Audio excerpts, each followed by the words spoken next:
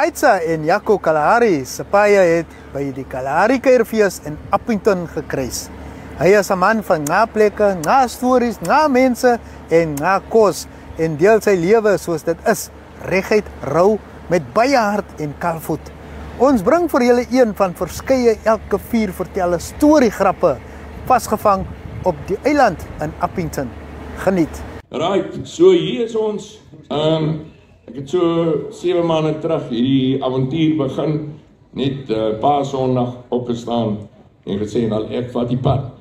En toe vat ek die pad. Nee, is ek nou nog op die pad van klip tot klip. Dis maar waar ek bly. En ou Toks was daar by my gewees, hier in die Kalahari Januarie maand.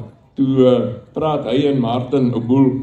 Julle sal sien, hy is baie aktief oor elke 4 vertel 'n storie. Met 'n realiteitsreeks wat hulle op YouTube wil begin. En toe trigger die ding my.